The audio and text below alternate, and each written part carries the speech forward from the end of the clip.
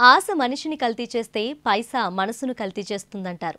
అదే అవసరం అన్నిటినీ కల్తీ చేస్తుంది. తక్కువ ధరకే వస్తుందని ఆశపడ్డామో ఇక అంతే సంగతులు. ఒకప్పుడు ఎక్కడో ఒక చోట కల్తీ గురించి భయపడేది, కానీ ఇప్పుడు సకల సర్వం కల్తీమయమైపోయింది. ముఖ్యంగా ఫుడ్ విషయంలో ఇది చాలా కామన్ అయిపోయింది. రోడ్డు పక్కన అమ్మే ఫాస్ట్ ఫుడ్ నుంచి పెద్ద పెద్ద రెస్టారెంట్ల వరకు ఇదే పరిస్థితి. పై మెరుగులతో కళ్ళను, రుచితో నాలుకను మోసం చేస్తున్నారు.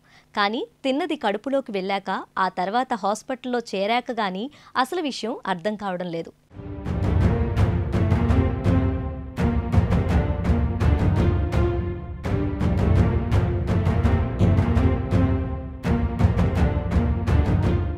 ఫాస్ట్ ఫుడ్ అంటే అందరికీ ఇష్టమే. వేడివేడిగా కళ్ళ ముందే ప్రిపేర్ చేసే ఆ యమ్మీ ఫుడ్ను జనం ఎగబడి మరీ లొట్టలేసుకొని తింటారు. ముఖ్యంగా టీనేజ్ పిల్లలు ఆ టేస్ట్కు బానిసలైపోయారు. Veg, egg, chicken fried rice, noodles ఎగబడి మరీ కుమ్మేస్తారు. పిల్లలు ఇలా ఇష్టంగా తినే ఫాస్ట్ ఫుడ్ ఉపయోగించే టమాటో, చిల్లీ, సోయా సాస్ ఇలా అన్ని వస్తువులు కల్తీమయమయ్యాయి.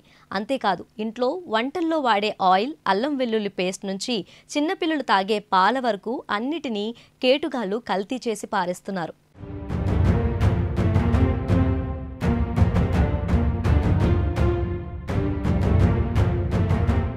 ప్రస్తుతం పట్నంలో కల్తీ సరుకే రాజ్యమేలుతుంది.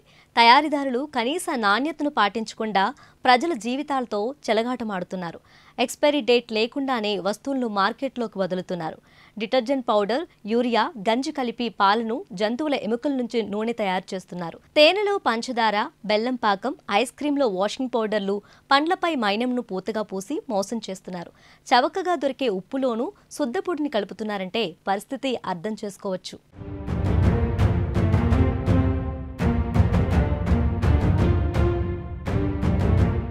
బొప్పాయి గింజలను మిరియాలుగా నమ్మించి అమ్ముతున్న కేటుగాళ్లకు కొదవే లేదు. ఆ గింజలకు వ్యాక్స్ ఆక్సైడ్ కలిసి ఎండలో ఆరబెట్టి అంటగడుతున్నారు. పసుపులో తౌడు, టీ పొడిలో రంపపు పొట్టు, కారంలో కాల్చిన ఇటుకల పొడిని మిక్సీ చేస్తున్నారు. ఇక గసగసాల్లో గోధుమ రవ్వ, చక్కెరలో బియ్యం రవ్వను కలుపుతున్నారు. ఇలా 1-2 కాదు, అన్నిటినీ ఇష్టం వచ్చినట్లు కల్తీ చేసి మార్కెట్లోకి వదులుతున్నారు. అలాంటి పదార్థాలను ప్రజలు కొనుగోలు చేసి రోగాల బారిన పడుతున్నారు.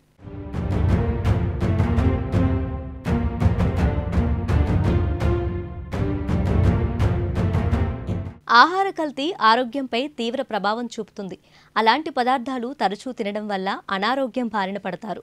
ఫుడ్ టేస్టీగా ఉండేందుకు అందులో కల్తీ అయిన హానికరమైన రంగులు, రసాయనాలు వాడటం వల్ల క్యాన్సర్ కూడా వస్తుంది.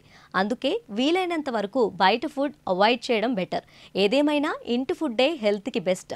టేస్టీగా ఉందని, తక్కువ ధరకే వస్తుందని కక్కుర్తి పడ్డారో ఖతమైపోవడం ఖాయం.